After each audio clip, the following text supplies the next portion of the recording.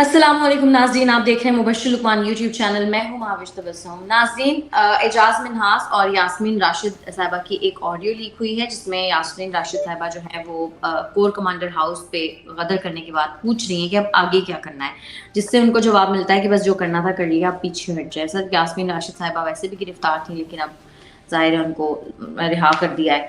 तो सर, ये जो ऑडियो लीक हुई है इसके बाद आपको लगता है उनके लिए मजीद कोई मुश्किलात खड़ी हो सकती हैं? बिल्कुल होंगी और होनी भी चाहिए। बात यह है कि अदालतों को तो आप छोड़ दें, हमारा उनका एक रोमांस है, अब उस पे तो बात करना ही बेकार है। हम करेंगे तो हमारी तो अदालतों की वो तोहमत दराज़ी हो जाएगी और फिर अदालतें हमें अपना ईसीएल पे भी डालेंगी, अंदर भी करेंगी, सब कुछ करेंगी। हमें तो अदालतों में ये भी कहा जाता है सीधे खड़े हों, ये जॉगर क्यों पहन के आई हैं आप? जूते क्यों नहीं पहने हुए यार? ये शर्ट कैसी है? इधर तो वो गेट पे चले जाते हैं इमरान खान को हाजिरी लगाने के लिए कि बड़ी मेहरबानी खान साहब आप आ गए। चले हर एक के अपने अपने नसीब। लेकिन जहाँ तक बात है ये 9 मई की, मैं आपको बताऊं कि इमरान खान इसका डायरेक्ट प्लानर था और वो मिनाज की बात से भी आपको लग रहा होगा, वो कहता ऊपर से ले लें, ऊपर हम्म। से जहाँ से इंस्ट्रक्शन आ रही है। हम्म। इमरान खान ने अपने यानी आप देखते हैं गिरफ्तारी से पहले भी, गिरफ्तारी के बाद भी बड़ा प्लान करके उसने फौज के खिलाफ नफरत फैलाई है। हम्म। पहले वो पूरा कर रहा था मीर जाफर मीर सादिक, और फिर न्यूट्रल जाफर होता है और फिर ये या फिर वो है, और अलड़म पलड़म और मिस्टर एक्स और मिस्टर वाई और डर्टी हैरी और ये सारी कुछ कर चुका वो उससे पहले। हम्म। उसके बाद उसने कहा, जानकर उसका बयान है, आप देखें कि रेंजर्स जो है फौज के अंडर आती हैं कि मुझे फौज ने गिरफ्तार किया। हम्म। उसने एज अ प्राइम मिनिस्टर उससे ये उम्मीद नहीं थी मुझे कि एक आदमी जो वजीर आजम रह चुका है वो इतना बड़ा झूठ बोलेगा या उसको इतना नालायक होगा कि नहीं पता। यानी रेंजर्स जो है वो मिनिस्ट्री ऑफ इंटीरियर के नीचे आती है, एफसीबी मिनिस्ट्री ऑफ इंटीरियर के नीचे आती है। ये हम्म। पैरामिलिट्री फोर्सेस हैं, ये आर्मी के नीचे नहीं आती, ठीक है ना। फिर वो कह रहा है कि जी हम लोग ये करेंगे वो करेंगे और आप निकलें, और अभी भी ना निकले तो कभी नहीं निकलेंगे। फिर लोगों से बयानात दिलवा रहा है कि नौजुबिल्ला वो वली हो गया है, वो अपने आप को डायरेक्ट अपना लिंकेजेस कर रहा है, कुफर कर रहा है, सहाबा कराम को, महातुल मोमिनीन को, अहले बैत को, सबको बीच में छोड़ गया और वो ऊपर पहुंच गया कहीं। एक दूसरों को कुफर का और गद्दारी का फतवा देने वाला एक्चुअली खुद सबसे बड़ा दहशतगर्द निकला। हम्म। अब अगर इतने एविडेंस के बाद भी, यास्मीन राशिदी कन्फेशन के बाद भी कि वो कोर कमांडर हाउस से आ रही है, लोग लेके आ रही है और इंस्ट्रक्शन दे रही है कि अब उन लोगों का क्या करना, और उसको दी जा रही है कि अच्छा आप लिबर्टी चौक चले जाओ, वहां पे हम कालीन वालीन बिछा लेते हैं, खाना वाना कर लेते हैं, डेरा वहां पे करेंगे, लॉन्ग का डेरा होगा, ये वो। तो ये आप देख लें कि किस किस्म की प्लानिंग थी। फिर मुराद सईद की बीच में जो ऑडियो आई है कि निशानदेही कर दी गई है उन जगहों की, हम्म। आपको दिखा भी दिए गए हैं जहां जहां आपने करना। और ये भी हमें पता चला कि इन्होंने 9 मई को पहले दिन ये कोशिश कर रहे थे कि जनाब किसी तरह फौज में खुदा न खास्ता म्यूटनी हो जाए। उसके बाद इनका इरादा था कि ये लेस्को वगैरह जैसे वापडा है, सुई गैस है, फोन का है, पीटीवी है, इन जगहों पे कब्जा करना है। और वहां पे इन्होंने एक कैंपेन बनाई हुई थी, नारे लगाने थे महंगाई के, हम्म। कि इंटरनेशनल मीडिया को ये बताना था कि लोग आम पब्लिक जो है वो महंगाई के खिलाफ उमड़ आई है जी, हम्म। और हुकूमत के खिलाफ आ गई। और फौज में तो खैर खुद ही बगावत होगी क्योंकि वो गैर जमहूरी ताकतों का साथ नहीं देना चाहते ये। तो बड़ी भरपूर किस्म का एक प्लान था पाकिस्तान को डिसमेंबर करने का, पाकिस्तान को तोड़ने का, पाकिस्तान को नुकसान पहुंचाने का। और यास्मीन राशिद उसका एक सेंट्रल फिगर है। हम्म। अगर उनको फिर भी अदालत छोड़ देती है तो फिर अदालत जाने, अल्लाह जाने, हम क्या कह सकते हैं भाई। हम्म। सर, खबरें ये भी आ रही हैं कि खान साहब के जो सिक्योरिटी इंचार्ज हैं, रिटायर्ड कर्नल आसिम, उनको अगवा कर लिया गया है और सिक्योरिटी की जो गाड़ियां हैं वो भी गायब हैं। खान साहब ये खदशा जाहिर करें कि उन पर बहुत जल्द कातिलाना हमला होगा। सर, आपको लगता है ऐसा कुछ होने वाला है? नहीं मावेश, ऐसा कुछ भी नहीं हुआ और ना वो गायब हुए हैं, अगवा हुए हैं, ना कुछ हुए। मैं आपको बताता हूँ, खान साहब से ये पूछ ले कोई रिपोर्टर, जो उनका टाउट रिपोर्टर भी हैं, जो उनके वो रोज जिनके आगे खिताब देते हैं, कि आखिरी बारी उन्होंने उस सिक्योरिटी गार्ड को और सिक्योरिटी इंचार्ज को तनख्वाह कब दी थी। यानी खान साहब को तो ये भी नहीं पता होगा उनकी तनख्वाह थी क्या, उनको देते क्या थे, उनके खाने हम्म। कैसे मिलते थे। देखें, जब से इनके मुख्तलिफ रहनुमा अंदर हुए हैं और ये वो, तो उनके सिक्योरिटी गार्ड्स को खाना ही नहीं मिल रहा था वहां पे। उनके उनके वहां पे पानी नहीं था, और खुद ये सिक्योरिटी कंपनी जो है इसको खान साहब ने पैसे नहीं दिए, हालांकि करोड़ों रुपया इन्होंने लोगों से लेकर रखा है अंदर, क्योंकि इन्होंने खुद से तो पैसे देना सीखा नहीं है, लोगों से दिलवाते हैं एडमिशन लेकर। तो आप ये जो कह रहे हैं वो एक अगवा हो गए। उनको ये बताएं कि आपने तनख्वाह दी थी पिछले 1 साल में, कितनी बारी आपने तनख्वाह दी है? आप जब तनख्वाह के बगैर लोगों से काम कराएंगे, खाना नहीं देंगे उनको, 24 घंटे काम कराएंगे, उनको वहां बाहर जो है उनको ये भी नहीं पता कि बाथरूम सब कैसे एक्सेस करने, क्या करने हैं, तो फिर कौन रहेगा नौकरी करने? वो अगवा नहीं होता, वो गायब होता है, खुद गुम अच्छा, जाता है। वो यानी कि खुद से गए कहीं? मेरा तो यही ख्याल है ना, क्योंकि खान साहब से पूछे ना, बताए उनकी तनख्वाह थी क्या और इन्होंने कब दी, पता चल जाएगा आपको। खान साहब नहीं देते तनख्वाह तो कौन देता था? डिफरेंट डोनर्स, ओह, डिफरेंट डोनर्स दे रहे होते थे ना, और पार्टी फंडर्स जो थे और पार्टी के एटीएम मशीनें जो थी, यही तो काम थे ना एटीएम मशीनों के। तब तो इस बार जाएंगे इस्लामाबाद पेशी पे तो गाड़ी में फ्यूल भी खुद पड़वाना पड़ेगा, ठीक है ना? तो फिर इनको पता चलेगा पेट्रोल का रेट क्या है, कितने में वो क्रूजर जो फिल होती है। 5 गाड़ियों का जब काफिला लेके जाना है इन्होंने, तो 5 गाड़ियों की टैंकियां फुल करानी पड़ेंगी, और वापसी भी फुल करानी पड़ेंगी। तो खान को आटे दाल का भाव तो पता चलेगा ना जरा, कम से कम। तो सर ये जो खान साहब का खदशा है कि उनके ऊपर कातिलाना हमला होने वाला है, आपको लगता है ऐसा कुछ वो होने वाला आप दवाइयां ज्यादा ले रहे हैं ना आजकल, इसीलिए हर वक्त है? काली ऐनक पहन के बैठे होते हैं ना, तो इसमें वो उनको अपने आप से सबसे ज्यादा खतरा है, उनको किसी और से खतरा नहीं है। उनको खतरा है ओवरडोज का, उनको खतरा है कोई इरेशनल चीज का, अगर उनकी तबीयत खराब होती है या उनको मर्जी की चीज नहीं मिलती है, तो भाई अपना वो किसी और से उनको खतरा नहीं है। हुकूमत पागल है, हुकूमत उनको कुछ करेगी, आग नहीं लग जाएगी हर जगह पे? हुकूमत के लिए तो हाई प्रोफाइल टारगेट है जिसको बचाना है उन्होंने। इतनी तो इस वक्त राना सनाउल्लाह की बचने की किसी को फिक्र नहीं होगी, या किसी और की जितनी इमरान खान की होगी। सर जून के महीने को बहुत अहम करार दिया जा रहा है, आपने भी बताया था ये। सर पहले फेज में तो जलाओ घिराव करने वालों को पकड़ा गया, अब कह रहे हैं कि सोशल मीडिया पर आग लगाने वालों के खिलाफ क्रैकडाउन होगा। तो सर आपको लगता है कि इस चीज को कंट्रोल किया जा सकता है, क्योंकि सोशल मीडिया तो बहुत वास्ट है? देखें, जून का महीना दो और वजूहत से अहम है, सिर्फ इमरान खान पाकिस्तान में नहीं है और मसला नहीं है। जून के महीने में बजट भी आना है और आईएमएफ से हमारा डील भी नहीं हुई है, तो आईएमएफ के बगैर बजट आना है।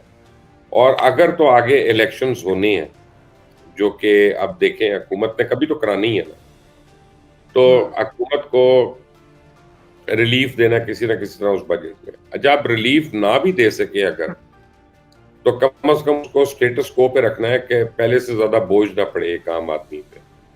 तो ये तो बहुत बड़े बड़े चैलेंजेस है हुकूमत के लिए। पूरा साल जो है वो इस अगले 2 हफ्ते के अंदर जो है ना, वो फैसला होगा कि अगले साल इस हुकूमत ने और इस हुकूमत के अरकान ने कैसे रहना है और लोगों से किस तरह की इन्होंने गुफ्तगू सुननी है। जहां तक रह गया सोशल मीडिया वालों का, तो उनका जरूर होना चाहिए माफी सत्यपाप। जो सोशल मीडिया पे आग लगाते हैं मुल्क में, उनके अपने पैरों के नीचे भी आग जलनी चाहिए। अब बांदरी के जब पैर जलते हैं ना, तो अपने बच्चों पे खड़ी होती है, और जब एक दो को पकड़ा जाएगा ना और सबक मिलेगा, जैसे वो हकीकत टीवी वाले को मिला है, तो बाकी सारे ठीक होंगे, आप फिक्र ना करें। सर झूठ 150 झूठ बोल बोल के तो हर एक अपना वीलॉग चला सकता है। ट्रू। सर 150 साबका और मौजूदा अरकान पार्लियामेंट जो है वो तहरीक इंसाफ छोड़ चुके हैं। मजमूई तौर पर 220 आला ओहदेदारान हैं जिन्होंने अलहदगी इख्तियार कर ली है। सर ये तहरीक इंसाफ छोड़ने का जो सिलसिला है ये कब तक जारी रहेगा? देखें, ये तहरीक इंसाफ तो करा रही थी, मुल्क को डिफॉल्ट करा रही थी, तो हो ये रहा है कि तहरीक इंसाफ को डिफॉल्ट हो गई थी। बेसिकली ये पार्टी अपना हो गई है। जहां तक ये सियासत छोड़ने का और पार्टी छोड़ने का तरीका है ना, ये मैं इससे एग्री नहीं करता। और ये हुकूमत की भी 2 नंबरियां हैं इसमें। सियासत छोड़ने का मतलब है कि भाई हमारे पीछे आना छोड़ दो, हमें किसी तरह ना पकड़ो, हमें तंग ना करो, हमें बस अपने काम से काम करने दो। यानी 4 साल 5 साल जिन्होंने दबाकर करप्शन कर ली, अरबों रुपया खा लिया उन्होंने, हर तरह की करप्शन कर ली, हर जायज नाजायज ठेके में वो शामिल थे, हर जायज नाजायज इमरान खान के फैसले में शामिल थे। वो अब सियासत छोड़ दें तो हम उनको कह दें कि ये लॉन्ड्री हो गई है, ये धुल गए, ये साफ शफाफ हो गए? बिल्कुल नहीं, बिल्कुल नहीं। मेरी किताब में वो पहले भी गंदे थे और आज भी गलीज हैं। लोग उनको जो मर्जी कहें, तो वो लोगों की मर्जी है। लेकिन मेरा ख्याल है कि हुकूमत को जिसने करप्शन की है उसको अहद करना चाहिए कि उनको नहीं छोड़ेंगे। सर, शाफिर हुसैन साहब का कहना है कि परवेज इलाही के लिए काफली के सारे दरवाजे बंद हो गए। सर, इतना सख्त रद्देमल परवेज इलाही साहब के लिए क्यों? उनको बेचारों को दोबारा गिरफ्तार कर लिया जमानत के बाद। देखें, परवेज लाई बेचारे नहीं है, परवेज लाई करप्शन के अंदर है। पहली बात ये है, परवेज लाई को असूल पे नहीं है, वो अपने ज़मीर की वजह से अंदर नहीं, अपने खमीर की वजह से अंदर है। जो चोरी चुकारी उनके खमीर के अंदर है, उसकी वजह से अंदर, और उनकी नस्लों में है। शाफे ने जो कहा वो एक फितरी रद्द अमल है, क्योंकि इन्होंने शाफे के बाप को बहुत लेट डाउन किया, चौधरी शुजात। और चौधरी शुजात बड़े भी हैं, और चौधरी शुजात के, हम उनसे एग्री करें या डिसएग्री करें, चौधरी शुजात के बहुत एहसानात हैं अपनी पूरी फैमिली पे, अपने दोस्तों पे, अपने जानने वालों पे, और खास तौर चौधरी परवेज इलाही के और मोनस इलाही के ऊपर, इन दोनों के ऊपर। और इन्हीं दोनों ने उनकी कमर में छुरा घोंपा, और बार बार घोंपा, और ये समझा कि मैं वजीर आला बन गया हूं तो इनकी हमें जरूरत ही नहीं है ये।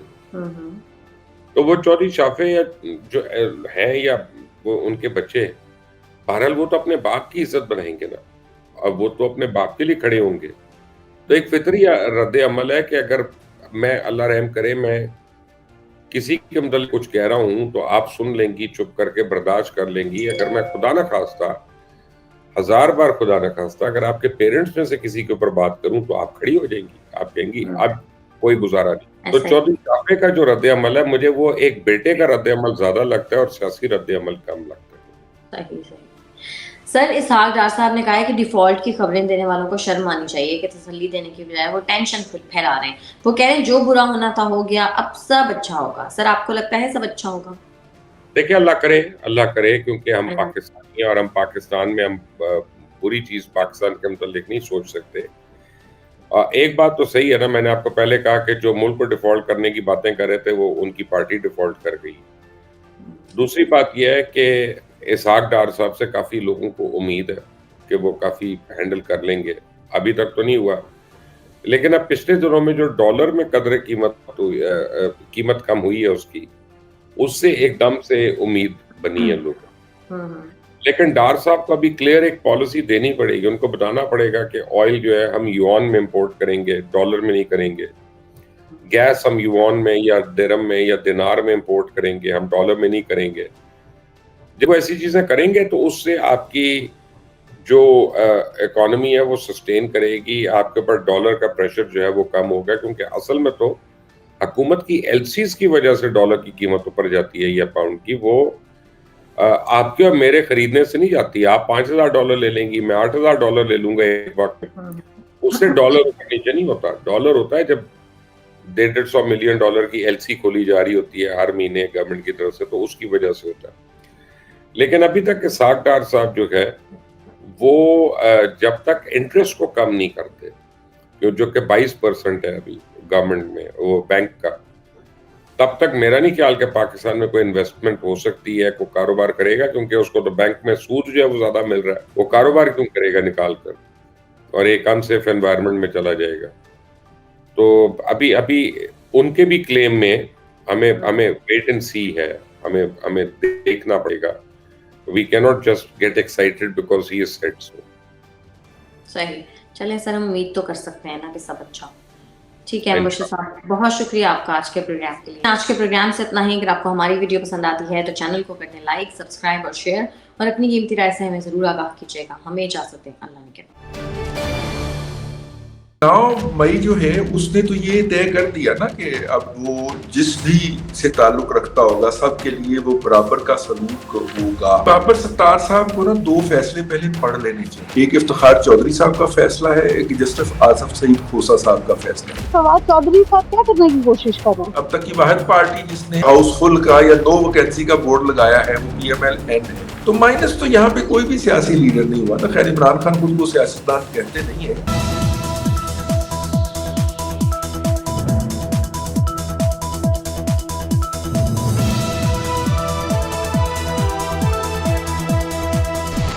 अस्सलाम वालेकुम नाज़रीन, प्रोग्राम बात से बात के साथ मैं हूँ आपकी मेजबान अफीफा राव और मेरे साथ मौजूद है मुल्क के नामवर तज्जियाकार रिजवान रज़ी साहब। अस्सलाम वालेकुम सर। जी वालेकुम अस्सलाम। रजी साहब, आज मुल्क की हालात पे बात करने से पहले जो ज़ाती तौर पे मेरे साथ एक वाक़या पेश आया और मेरी फैमिली के साथ, जो कि इन्हीं सारी सूरत हाल से कहीं न कहीं लिंक्ड है, मैं चाहूँगी कि थोड़ी-सी उस पे बात की जाए।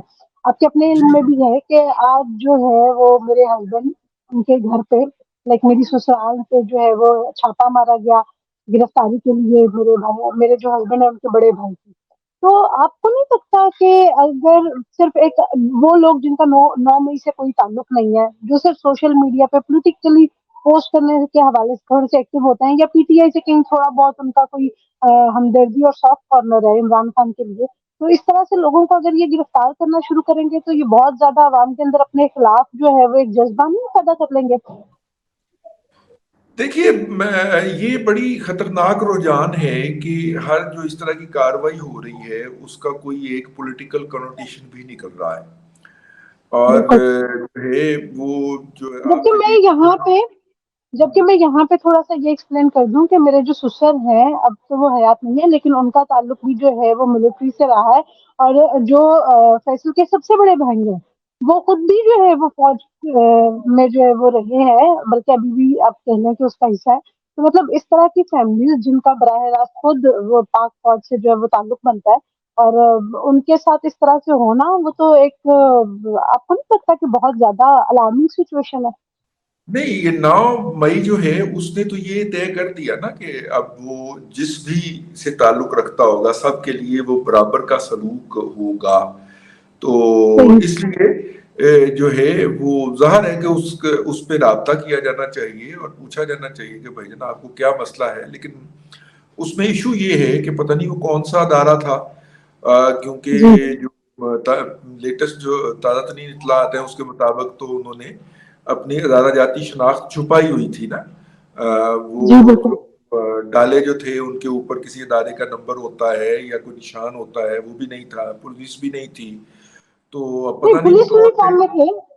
अच्छा। उनमें 2 लोग जो है वो सिविल कपड़ों में थे, बाकी जो है वो पुलिस यूनिफ़ॉर्म में थे, लेकिन जो उनके नाम की एक वो पट्टी लगी हुई होती है यूनिफ़ॉर्म्स के ऊपर, वो हटाई हुई थी। मेरा ख्याल है पुलिस को अप्रोच करके और वो घर में पूछा जाना ताला चाहिए। तोड़ के घर में ताला तोड़ के एंटर हुए हैं, जबकि अगर मतलब आप क्या कोई किसी दहशतगर्द को पकड़ने जा रहे थे कि या किसी चोर डाकू को पकड़ने जा रहे थे, इस तरह की हरकत करने का आपको जरूरत क्यों पेश आई, जबकि घर में सिर्फ खवातीन और 2 बच्चियां थी, हम्म। और तो आप उनको हरासा किया ये और वहां बहुत ही से। ये बहुत ही जो है वो काबिल मजम्मत है। जाहिर है कि आप वहाँ पे हैं तुर्की में, आप कुछ भी नहीं कर सकते परेशान होने के अलावा। और बिल्कुल। जो है यहाँ पे हम भी परेशान होने के अलावा ये तो कम से कम कर सकते हैं कि पूछें कि भाईजान क्या इशू है, क्या मसला है, आप बिल्कुल। हमें मदद करें बाकायदा कानूनी तौर पे। हम हाजिर होके अपनी पोजीशन वाजे करने के लिए तैयार हैं। ठीक है। बिल्कुल। अब मेरा मतलब है कि ये कोई मुनासिब अमल नहीं है। लेकिन इस वक्त जो अंधाधुंध मारा मारी या फड़ा फड़ाई चल रही है उसके अंदर इस तरह की तमाम चीजें वायलेट हो रही है। अगर कल की प्रेस कॉन्फ्रेंस आपने सुनी हो या पढ़ी हो, मीडिया के ऊपर रिपोर्ट भी हुई है human rights commission of Pakistan की, कि जो पहली बिल्कुल। कैजुअलिटी हो रही है इस सारे मामले में 9 मई के बाद, जो पहली कैजुअलिटी हुई है वो सिविल लिबर्टीज की हुई है, ह्यूमन राइट्स की हुई है। बिल्कुल। पहली बिल्कुल। कैजुअलिटी जो हुई है। तो और उसके बाद फिर उन्होंने एक लंबी चौड़ी लिस्ट भी दी है और वो बड़ा वैलिड और इन टाइम कंसर्न है। इना जिलानी साहिबा ने प्रेस कॉन्फ्रेंस की है और उसके अंदर उन्होंने जी। रेज किया है पूरे डॉक्यूमेंट्री एविडेंस के साथ विद फैक्ट्स एंड फिगर।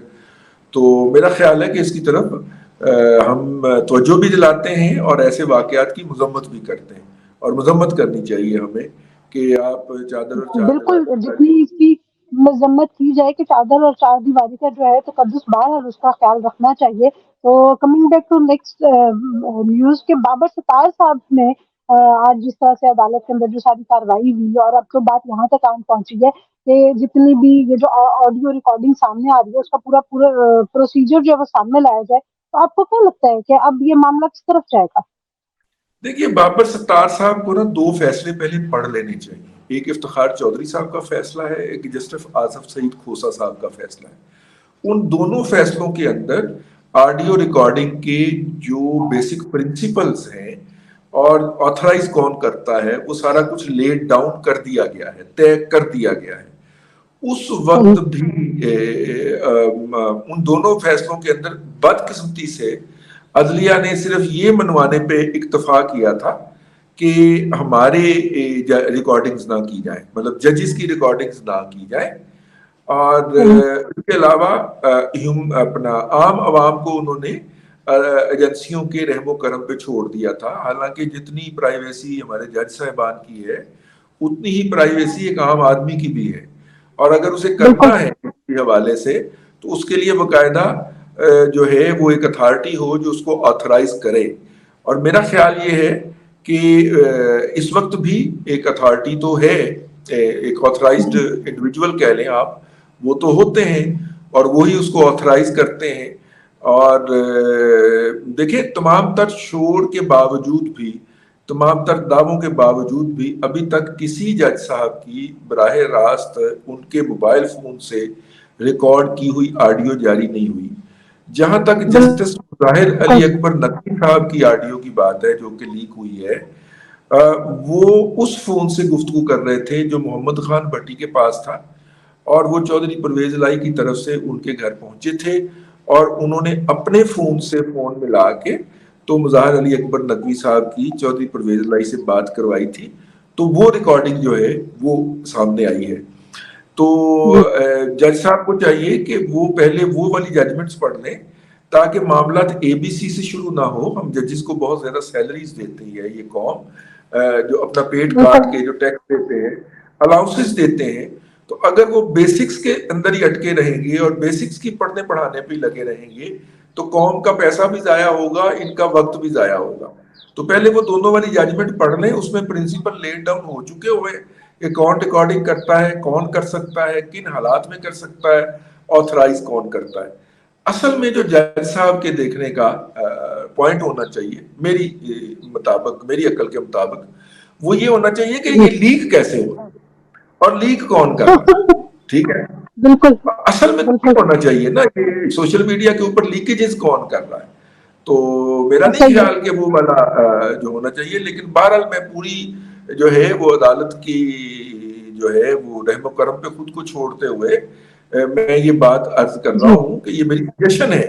मैं कोई अदालत में जेर समात मुकदमे के ऊपर ना तो असरअंदाज होने की कोशिश कर रहा हूँ, ना तनकीद कर रहा हूँ, बल्कि याद दहानी करवा रहा हूँ कि इस समात में नहीं तो अगली समात में, या अगली समात में नहीं तो उससे अगली समात में आना। यही कुछ सामने है कि जनाब ये जजमेंट्स के अंदर ये प्रिंसिपल लेट डाउन हो चुके हुए हैं, ये ऑथराइज अथॉरिटी होती है, रेलेवेंट अथॉरिटी होती है जो इसको करती है। तो बहरहाल ये है अपनी जगह के ऊपर, लेकिन बहुत सारे सवालों को भी जन्म दे रहा है। सर कल एक बहुत अहम प्रेस कॉन्फ्रेंस भी हुई थी। अहम तो मैं उसको क्या कहूँ कि बाद में उसके बाद जिस तरह के रिएक्शन सामने आए तो उस प्रेस कॉन्फ्रेंस की कोई हैसियत बाकी नहीं रह जाती। लेकिन फवाद चौधरी साहब ने एक प्रेस कॉन्फ्रेंस करके बड़ा एक तासुर देने की कोशिश की थी कि शायद पीटीआई के बहुत से लोग उनके साथ हैं और कुछ लोग उनके साथ मौजूद भी थे। तो जिसके बाद जो है असद कैसर साहब ने और असद उमर साहब ने जो है वो असद कैसर और शाह महमूद कुरैशी साहब की तरफ से तरदीद दी आगे कि नहीं जी ऐसा कुछ नहीं है। तो ये फवाद चौधरी साहब क्या करने की कोशिश कर रहे हैं? देखिए, मुझे याद आ गया, हमारे एक दोस्त हैं, उनका गांव है पाक इंडिया बॉर्डर के ऊपर। तो पहले जब हम स्टूडेंट लाइफ में या प्रैक्टिकल लाइफ में थे, अब तो बुढ़ापा आ गया, लेकिन जब होते थे तो हम हर साल उनके गांव जाया करते थे शिकार करने के लिए, सर्दियों में खास तौर पे। तो वहां पे हमारी मुलाकात हुई रेंजर के एहलकार से। वो आते जाते रहते थे क्योंकि वो बॉर्डर के ऊपर ही थे, उनका गांव था, तो वो लेन देन भी उनका आपस में चलता रहता है। कोई चीज इनको जरूरत है तो उन्होंने ले ली, उनको जरूरत है तो उन्होंने ले ली, इनको जरूरत है तो इन्होंने कह दिया। तो वो आए तो उनके साथ गपशप शुरू हो गई। तो मैंने कहा कि आप तो जमाना अमन की फौज हैं। तो उन्होंने कहा कि नहीं, होता ये है कि जब जंग शुरू होती है तो फिर जो रेगुलर आर्मी आती है वो हमें कहती है कि क्योंकि आपको इस इलाके का पता है तो आप हमें गाइड करें, तो हमें भी फिर फ्रंट में रखा जाता है। ठीक है, ये वो है साहब फवाद चौधरी साहब, जिनको उन्होंने फ्रंट पे रख लिया है कि क्योंकि आपको पता है पीटीआई के अंदर का, तो इसलिए आप पीटीआई के अंदर से लोगों को इकट्ठा करके लेके आए। क्योंकि बहुत सारे लोग जो है वो अभी तक पीटीआई के साथ जुड़े हुए हैं, ना तो वो जहांगीर तरीन साहब के जहाज पे बैठने को तैयार हैं, और ना ही जी वो जो है वो मेरा मतलब है कि जनाब आसफ अली जरदारी साहब की पार्टी पे आने को तैयार है। अब तक की वाहिद पार्टी जिसने हाउसफुल का या नो वैकेंसी का बोर्ड लगाया है वो PMLN है। उन्होंने कहा है कि हम PTI से आने वाले किसी साहब को इस वक्त कबूल करने की पोजीशन में नहीं होंगे, वो हमारी तरफ तशरीफ ना लाएं। लेकिन आसफ जरदारी साहब के पास चूंकि पंजाब में कैंडिडेट्स नहीं है तो उन्हें भी जरूरत है ऐसे कैंडिडेट की, और वो भी उनको खुशदिली से और ओपन आर्म से वसूल रिसीव कर रहे हैं। और जबकि दूसरी तरफ जो है वो फिलहाल लोग रिलक्टेंट हैं जनाब शौकत जहांगीर तरीन साहब के जहाज में भी बैठने को। तो इनकी ड्यूटी ये लगी है कि अंदर जाएं और अंदर जाके तो जो भी कोई थोड़ा सा 1-2%, 10%, 20% तक गैर यकीनी का शिकार है उसको अपने साथ आने पे माइल करें। अब हालत मौसूल की ये है कि प्रेस कॉन्फ्रेंस में इन्होंने 2-3 लोगों का नाम लिया, जिसमें एक असद कैसर साहब थे। उन्होंने कहा जी असद कैसर साहब से भी राब्ता हुआ है। असद कैसर साहब ने फौरी तौर पे अपने ट्विटर हैंडल से ट्वीट कर दी कि जी मेरा कोई राब्ता नहीं हुआ। उसके बाद इन्होंने नाम लिया एक बिल्कुल और भी साहब का, मतलब कि हाँ शाह शाह महमूद महमूद कुरैशी कुरैशी साहब साहब का। का। शाह महमूद कुरैशी साहब के साहबजादे ने फौरन ट्वीट कर दी कि जनाब कोई ऐसी बात नहीं हुई जो ये कर रहे हैं। तो बुनियादी तौर पे इनका वहां पे खड़े होकर प्रेस कॉन्फ्रेंस करना और ये बातें करना, इसका मतलब ये था कि माइनस इमरान खान PTI की बात हो रही है। तो माइनस तो यहाँ पे कोई भी सियासी लीडर नहीं हुआ ना। खैर इमरान खान खुद को सियासतदान कहते नहीं है, लेकिन माइनस तो जी कोई सियासी लीडर नहीं हुआ। ना नवाज शरीफ माइनस हो बिल्कुल सका, ना बेनजीर माइनस हो सकी। इतने जी लोग पीपल्स पार्टी को छोड़ के गए थे। PTI को छोड़ने वाले तो उसका अशरे अशीर भी नहीं है, लेकिन लोगों ने अपनी जी पार्टियां बनाई, जाके पीपल्स पार्टियां ही बनाई थी लोगों ने पीपल्स पार्टी से अलग होके। लेकिन किसी की बिल्कुल नेशनल पीपल्स पार्टी जतोई साहब की होती थी नहीं चल सकी। और इसी तरह कौसर न्याजी साहब ने अपनी पार्टी बना ली थी तो नहीं चल पाई थी। तो पार्टी मौज है दरिया में, बैरूने दरिया कुछ नहीं नहीं चल पाएंगी। तो बस वो जो तजर्बात करते रहते हैं उनसे हम हाथ जोड़ के ही अर्ज कर सकते हैं, और वो यही कि जनाब तजर्बात आप बस कर दें, आपका हर तजर्बा कौम के गले पड़ जाए। सर इतनी सारी ये जो सियासी गर्मा गर्मी चल रही है उसमें एक थोड़ी अच्छी खबर ये भी सामने आई है कि डॉलर की जो कदर है उसमें कमी देखी गई है और साथ की जो पेट्रोलियम मसनूआत हैं उनकी कीमतें जो है वो कम हुई है। तो आपको लगता है कि ये IMF के साथ जो सारी डील कैंसिल हुई थी और उसके बाद अब हुकूमत ने शायद ऑफिशियली जो है वो IMF को खैरबाद कह दिया है और इस तरह से ये अब इकोनॉमी जो है वो उसको बेहतर करने की कोशिश करेंगे? बेशतर ये लोग ऐसी यही कौन सी कह रहे मुद्दत थी कि IMF के बगैर भी जो है ये कीमतें कम कर रहे हैं? हैं, बेशतर लोग तो यही कह रहे हैं। और वो लोग जो हैं मतलब कि कह रहे हैं कि जी शायद हमने IMF को बाय बाय कर दिया है। डील तो कैंसिल नहीं हुई, डील अभी जेरे समात है, मतलब कि जेरे डिस्कशन है। लेकिन सर उसकी कोई कामयाबी के इतने ज्यादा इम्कान भी तो नहीं है। हाँ जाहिर है जब तक नए इलेक्शन नहीं हो जाते तो वो नहीं होगी। जी नए इलेक्शन के बाद ही अब वो डील होनी है IMF के साथ। मैं ये पहला बंदा हूँ जिसने गुज़िश्ता 4-5 रोज से ये कहना शुरू किया हुआ है।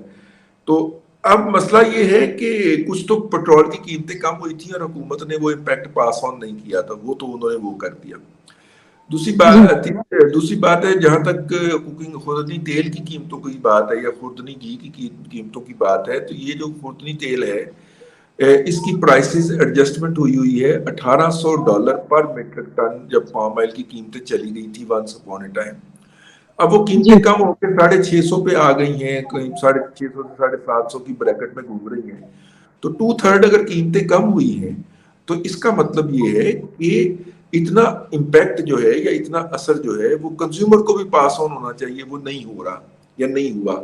बिल्कुल तो ये इसी तरह डॉलर की कदर ओपन मार्केट में इसलिए कम हुई है कि जिन लोगों ने बैंकों से कर्ज लेके डॉलर खरीद के रखे हुए थे कि ये महंगे हो जाएंगे और हम खरीद के प्रॉफिट कमाएंगे, उनको बैंकों जी की तरफ से कहा गया है कि भाईजान यार तो आपने जो कर्ज लिया है ये आपने किसी ने पर्सनल गारंटी पे लिया होगा, किसी ने अपने अकाउंट की जो आमद उसमें जो पैसों की आमद जामद होती है उसकी बुनियाद पे ले लिया होगा।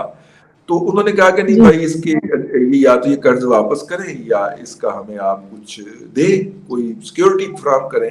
तो उन लोगों ने डॉलर बेचा है और उसके नतीजे में डॉलर की कदर में कमी वाक़या हो गई है। वैसे कदर में कमी होकर भी 300 रुपए पर रुपये के ऊपर ही आया है डॉलर ओपन मार्केट के अंदर, जबकि इंटरबैंक के अंदर 186 है, 188 है। तो नॉर्मली इंटरबैंक का और ओपन मार्केट का 5 से 8 रुपए का ही फर्क होता है, तो 4 रुपए अभी भी कदर ज्यादा है डॉलर की। तो मेरा ख्याल है कि थोड़ा सा और दबाव डालना चाहिए तो ये नेचुरल लेवल के ऊपर आ जाए अपने, है जी। हाँ तो जी नाज़रीन, आपने रिजवान रज़ी साहब का एनालिसिस सुना। अल्लाह करे कि डॉलर और जो है उसकी कदर में कमी और पेट्रोलियम मसनूआत की कीमतें जो है वो भी कम होती रहे, ताकि आवाम को कुछ रिलीफ मिल सके। हालांकि बिजली की कीमतें वो महंगी हो चुकी हैं। तो आज के लिए इतना ही। वीडियो को आपको पसंद आया हो तो लाइक जरूर कीजिएगा, वीडियो को शेयर कीजिएगा, कमेंट सेक्शन में हमें अपनी राय देना मत भूलिएगा। अंटिल द नेक्स्ट टाइम, अल्लाह हाफिज़।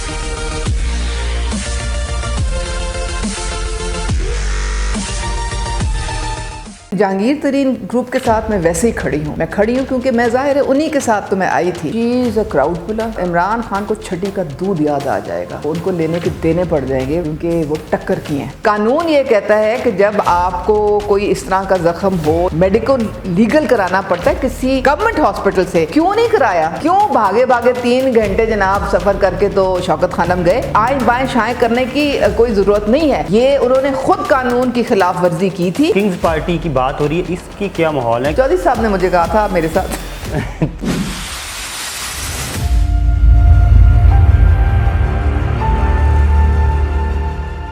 अस्सलाम वालेकुम नाज़रीन, आप देख रहे हैं प्रोग्राम बागी क्यों और मैं हूं आपका होस्ट ज़ैनुल आबिदीन। नाज़रीन, उज़्मा कारदार साहिबा हमारे साथ फिर से मौजूद हैं। इनसे आज बात करेंगे कि नून लीग तो इन्होंने ज्वाइन कर ली, लेकिन ये जो इतनी नई पार्टियां शुरू हो रही हैं इसमें से कहीं से इनको ऑफर आई है और जहांगीर तरीन साहब जो किंग्स पार्टी के लीडर के तौर पर सामने आ रहे हैं वो किस किस बंदे को अप्रोच कर रहे हैं और क्या समझती हैं कि ये किस कदर जो है वो बड़ा ब्रेक थ्रू लेके आएंगे पाकिस्तानी सियासत में, और ये क्या नून लीग में इसी तरह से रहेंगी या किसी और जमात में जाएंगी? काफ लिंक के क्या स्ट्रेटजी है, क्या लिंक्स डेवलप कर रहे हैं, इनसे पूछते हैं। बहुत शुक्रिया मैडम, आप Shiv Lai ji, good to be on your shows. नई पार्टियाँ बन रही हैं, बहुत सी नई पार्टियां। अब जहांगीर तरीन ग्रुप आप उसमें रहे भी, अब उनके बारे में कहा जा रहा है कि वो एक नई पार्टी लेके आएंगे, तो उसमें आपको शमूलियत की कोई दावत मिली हो या उस तरफ आपका कोई झुकाव हो? और इसके साथ साथ अब काफ लीग जो है वो चौधरी सरवर हो गए, तनवीर इलियास साहब, अभी शमूलियत की बात चल रही है उनकी। तो ये सारी सूरत हाल में आप क्या समझती हैं? आप किसी और पार्टी में जा सकती हैं? जहांगीर तरीन साहब PTI वाले लोगों के साथ आपका बड़ा लाइजोन था जो अभी छोड़ के जा रहे हैं, तो आसानी के लिए कहीं जा सकते हैं आप? आपको मेरे ख्याल में थोड़ा सा मैं पीछे ले जाती हूँ। ये जब पंजाब का सारा सिलसिला हमजा साहब की जब हुकूमत आई है, वो 25 अरकान जिन्होंने वोट दिए थे, उस वक़्त हम सब इकट्ठे थे। ठीक है। और मैं वाहिद खातून हूँ जो कि जहांगीर तरीन ग्रुप में थी। ठीक है। तो जब हम वहाँ पे अवारी होटल में थे या स्विस होटल में थे तो मैं जहांगीर तरीन के ग्रुप में थी। 14 हमारे वहाँ पे मर्द हजरात थे और मैं वाहिद खातून थी। तो वहाँ पूरा टाइम जो है मेरी शनाख्त उसी तरह से होती थी। अलीम खान के साथ 5 बंदे उनके साथ थे और बाकी जहांगीर तरीन के थे और कुछ असद खोखर के साथ थे। तो इसी तरह से हमने सारा इकट्ठा वहाँ पे मुश्तरका हमारा लाए अमल होता था। फिर ये हुआ कि जो इन्होंने चीफ़ जस्टिस साहब ने जो रीराइट किया कॉन्स्टिट्यूशन, जिसकी वजह से हम सारे डिसीट हो गए। अच्छा। तो फिर हमजा साहब भी बेचारे डिसार्ट हो गए, उनको भी सारा ये जुडिशल एक्टिविज़म की वजह से वो उनकी हुकूमत गई, वरना कोई वजह नहीं थी कि उनकी हुकूमत जाती। वो भी मेरे ख्याल में बाहर चले गए, तो काफ़ी अर्सा तो बिल्कुल खामोशी रही। फिर ये चूँकि 15 लोग जो थे वो हार गए बाई इलेक्शंस, और ये 15 लोग ज़्यादा जहांगीर तरीन के ग्रुप के थे। ठीक है। और उसमें भी मामला ये हुआ था कि जो मुस्लिम लीग नून के वर्कर्स थे ना, उन्होंने एक्सेप्ट नहीं किया इस चीज़ को। ठीक है। क्योंकि ज़ाहिर है उनके अपने भी कैंडिडेट्स थे, उन्होंने कहा कि टिकट आपने किसी और को दे दी। तो काफ़ी यानी कि उस वक़्त हालात इस तरह से थे। फिर हुआ यूँ कि मरियम साहिबा से मेरी मुलाकात हुई। हमजा साहब ने भी मुझे बहुत इज़्ज़त दी थी, लेकिन उस वक़्त मैंने मुस्लिम लीग नून ज्वाइन नहीं की थी। फिर मरियम साहिबा के साथ जब मेरी 8 महीने उनके साथ डायरेक्ट 1-to-1 हुआ तो आई रियलाइज़ कि ये तो बड़ी अच्छी, she is a visionary leader, बड़ी ये इनके दिल में खुदा खौफी भी है और बड़ी टीम को आगे लेके चलती हैं। ओवरऑल जो अभी जलसे जुलूस वो कर रही हैं जिस तरह से देखें, she is a crowd puller और इमरान खान को छठी का दूध याद आ जाएगा। ये उनको लेने के देने पड़ जाएंगे क्योंकि वो टक्कर की हैं। अच्छा, वो टक्कर की हैं, टक्कर के लोग हमने पहले भी देखे हैं वैसे। और इसीलिए मैं कहती हूँ मियां नवाज शरीफ ने एक बहुत अच्छा फैसला लेके उनको चीफ ऑर्गेनाइज़र और सीनियर वाइस प्रेसिडेंट, क्योंकि भाई टीम उनको अब देखें ना, हर जवानों से, नौजवानों से, ख़वातीन से, उलमा से, टिकट होल्डर से, पार्टी के जितने भी वो हैं मुख्तलिफ सेगमेंट्स, उनसे वो मुलाकातें कर रही हैं, उनको रीऑर्गेनाइज़ कर रही हैं। मीडिया, सोशल मीडिया को वो रीऑर्गेनाइज़ कर रही हैं। तो उन्होंने फिर जब मेरे साथ इतनी उनकी अच्छी एक मेरे साथ हो गई, एक वो ट्रस्ट की फीलिंग डेवलप हो गई, तो मैंने फिर सोचा कि मैं फिर इनके साथ जाऊंगी। और उन्होंने बड़ी मुझे इज़्ज़त दी अपनी, जो उन्होंने मुझे पार्टी टिकट भी दिया, ठीक है, रिज़र्व लिस्ट में उन्होंने मुझे दिया, मैं इसकी बड़ी मशकूर हूँ। लेकिन जहांगीर तरीन ग्रुप के साथ मैं वैसे ही खड़ी हूँ। मैं खड़ी हूँ क्योंकि मैं ज़ाहिर है उन्हीं के साथ तो मैं आई थी। तो आप इनको ये ना समझें कि वो कोई मतलब है कि मगर अगर मद्दे मुकाबला आ जाते हैं, उधर से पीमल की बात आती है, इधर से जहांगीर तरीन ग्रुप की, तो फिर आप देखें, ये तो जब इलेक्शन आएगी तब देखा जाएगा। अभी आपने डिसीजन नहीं लिया इसमें? नहीं, अभी तक तो कोई मुझे इसमें नज़र नहीं आ रहा कि ये कोई ऑपोजिशन है या कोई इस तरह से है। वो अभी तो देखें क्या शेप लेते हैं, और इलेक्शन तो होने हैं इंशाल्लाह अक्टूबर में, तो 1-2 महीने गुजरे, पता चले कि डेफिनेटली क्या हो रहा है, क्या नहीं हो रहा। ये जो किंग्स पार्टी की बात हो रही है, इसकी क्या माहौल है? कुछ ना कुछ तो आपके पास खबरें होंगी, कुछ हमें भी बताएं। चौधरी साहब ने मुझे कहा था आप मेरे साथ चौधरी सरवर साहब वो बड़े, देखें, वो उन्होंने मुझे बड़ा सपोर्ट किया था जब ये इमरान खान और उनकी जो मुर्शिद साहिबा हैं वो मेरे पीछे चाकू छुरियाँ लेके उन्होंने पूरी पार्टी को डाल दिया था, तो मुझे चौधरी सरवर ने बहुत सपोर्ट। सिर्फ आखिरी सवाल मैडम, और वो ये है कि रिपोर्ट आपने देखी, कादर पटेल साहब ने एक रिपोर्ट पेश की है इमरान खान साहब की, जो मेडिकल रिपोर्ट हुई इनकी जेल में, आप क्या समझती हैं जो हवालात में हुई कि वो सच्ची रिपोर्ट उन्होंने पेश की? जिस तरह के इल्ज़ामात वो लगा रहे हैं इमरान खान साहब पर, कोकेन के, शराब के और बहुत सी दूसरी एक्टिविटीज़ की। देखिए, बात सारी ये है कि मुझे नहीं मालूम, वो उस रिपोर्ट की मैंने कॉपी देखी है सोशल मीडिया पे, उसमें 5 पिम्स के जो डॉक्टर्स हैं उनके सिग्नेचर हैं। तो अब अगर वो इतनी एक्सपर्ट डॉक्टर्स की टीम ने एक वो उनका जो मेडिकल रिपोर्ट निकाली है, तो उसमें नंबर 1 तो बात सबसे जो इम्पोर्टेंट है कि उनको फ्रैक्चर ही नहीं था। अच्छा, ये जो इतना अरसा वो प्लास्टर बांध के बैठे रहे, तो जब तक फ्रैक्चर ना हो प्लास्टर की तो ज़रूरत नहीं होती। लेकिन वो वीडियो भी सोशल मीडिया पर चलती है ना, जिसमें उनकी गोलियों के निशान दिखाए जाते हैं। अरे भाई, अगर आपके ऊपर से तो स्क्रैप करके चीज़ चली जाए या कोई थोड़ा सा आपको ऊपर से आपको कोई जख्म आ जाए, तो उसके लिए प्लास्टर की ज़रूरत नहीं होती है। प्लास्टर चढ़ता है जब आपको फ्रैक्चर होता है, समझ आइए आपको। और ये इमरान खान ने अपने ऊपर खुद ये टाइम लेके आए हैं, क्योंकि कानून ये कहता है कि जब आपको कोई इस तरह का ज़ख्म हो या कोई आपको एक्सीडेंट हो तो आपको मेडिकल लीगल कराना पड़ता है किसी हुकूमती अस्पताल से, गवर्नमेंट हॉस्पिटल से। क्यों नहीं कराया? क्यों भागे भागे 3 घंटे जनाब सफ़र करके तो शौकत खानम गए? क्यों? तो ये अब आए बाएं शाएं करने की कोई ज़रूरत नहीं है। ये उन्होंने ख़ुद कानून की खिलाफ वर्जी की थी, तो अब पिम्स के डॉक्टर ने अगर एक रिपोर्ट दी है तो वो भी जवाब दें हैं। तो उस रिपोर्ट के मुताबिक तो वो कह रहे हैं कि वो शराब भी पीते हैं और वो कोकेन भी लेते हैं। आपने 10 साल जो गुजारे इमरान खान साहब के साथ, उसमें आपने देखा कहीं शराब पीते, कोकेन लेते? देखें, उन्होंने ये नहीं कहा कि वो शराब और कोकेन, उन्होंने कहा कि उसमें टॉक्सिक मटेरियल है उनके यूरिन में, और जब डिटेल रिपोर्ट आएगी तो उसमें पता चलेगा कि ये कोकेन के असरात हैं कि शराब के असरात हैं। तो वेट कर लेते हैं उस रिपोर्ट का। चलें, बहुत शुक्रिया मैडम।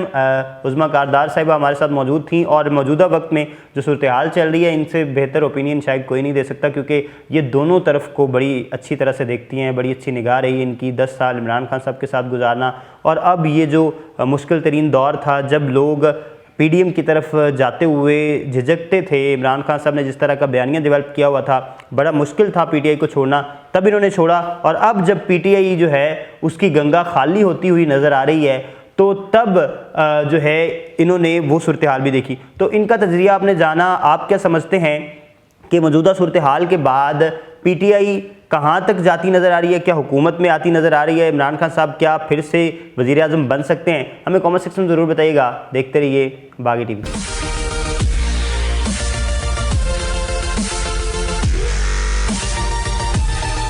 बड़ी तमन्ना है मेरी शादी, तोहफतन बीवी जो चाहेगी वो दे देंगे उसे। ये बढ़िया था गुरु। जो मर्जी वो खुशी से दे देगा, ले लूंगी। यार पहले बीवी तो ढूंढ के दो ना। जो खुशी से दे दे वो ले लेते हैं। यार ये तो प्राइवेट होता है ना, तो मैं क्यों बताऊंगी।